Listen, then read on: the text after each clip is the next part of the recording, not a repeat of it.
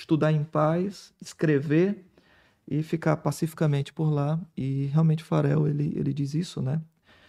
Então, eu oro a Deus para que ele amaldiçoe os teus estudos e nunca tenhas paz na tua vida.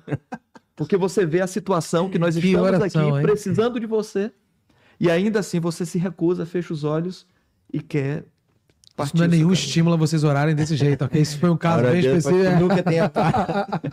Mas Calvino, ele diz, E- as palavras de Farel Despertaram ele me para... despertaram, ele diz. E a pergunta que fica também é: quando que começou a ser democratizada a Bíblia, ficar acessível a todos, né? Porque existia aquela história de que a Igreja Católica detinha o monopólio, não deixava as pessoas adquirir conhecimento, né? Quando é que começou isso? Foi com Lutero já?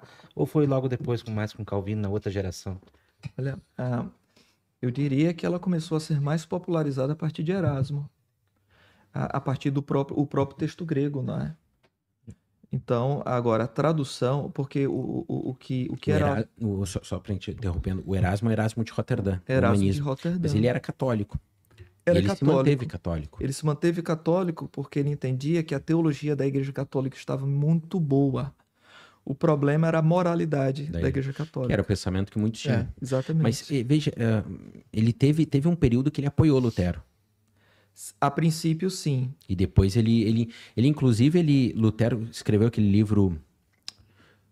Não é escravidão, Nascido Escravo? De servo-arbítrio, né? A escravidão da vontade. Escravidão da vontade. Em resposta sobre a questão da doutrina, da soteriologia. Sim, do livre-arbítrio. Mas em resposta a colocações de Erasmo de Roterdã. De Erasmo, exatamente. Ok, então eles já estavam num conflito ali. Ali eles já estavam. Porque enquanto a moralidade era discutida, geralmente entre humanistas e alguns reformadores de ordem mais moral, Lutero, ele, respondendo a Erasmo, ele disse: eu agradeço a você porque finalmente alguém conseguiu entrar no cerne da questão, que era teológica. E era exatamente sobre a natureza caída do homem. Então você, de todos que discutiram isso sobre as reformas da igreja até hoje, você foi o único que foi no cerne da questão. Isso Lutero disse para Erasmo. Para Erasmo, que era humanista. Que era humanista. Mas e de que maneira Erasmo contribuiu para a democratização das escrituras? Porque Erasmo contribuiu muito no grego koiné também. Não foi por isso. Não é? Porque através do escrito de Erasmo, né, e a impressão do Novo Testamento grego também de Erasmo, é que todas as outras traduções elas passam a ser possíveis, porque não tem como você traduzir a Bíblia do latim para outra língua. Então Erasmo ele contribuiu muito com isso, não é? Muito com isso. Porque ele imprimiu um Novo Testamento no grego koiné. O Novo Testamento no grego koiné, ele resumiu vários manuscritos. Geralmente os manuscritos que ele trouxe eram manuscritos mais tardios. Ele não tinha acesso a manuscritos mais antigos. Entretanto, ele fez um trabalho hercúleo que antes dele quase ninguém tentava, né? Quase ninguém conseguia fazer isso, né? Ele tinha acesso a escritório, né? Lugar onde monges... Os copistas, né? Os copistas traziam aquilo dali. Ele teve acesso, reuniu, fez a edição, não é? E a partir daquilo dali é que Lutero e todos os outros vão traduzir. O Teodoro Beza, o sucessor de Calvino, ele se aproveita muito da edição do Novo Testamento grego, aquilo que é chamado de textos receptos, do Erasmus. Do ano 1600, então? Não, ainda é século XVI. 1550, talvez 48, 47.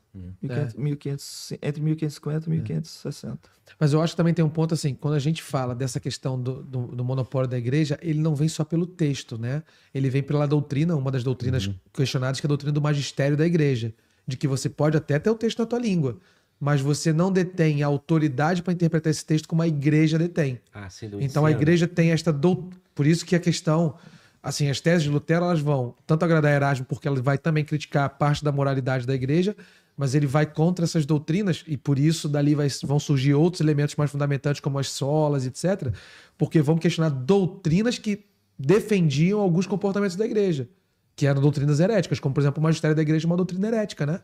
É uma doutrina onde a igreja tem a palavra final, a própria... E ali vem toda a questão das indulgências na parte mais soteriológica que ele vai combater. Então, Quando o Isso pastor só diz... para concluir, isso é para dizer que assim, você até podia saber ler latim, Ah, tá. mas se você interpretasse o texto diferente do que a igreja interpretava, a palavra da igreja tinha prioridade sobre a tua interpretação. A minha dúvida até, o Francisco pode nos ajudar.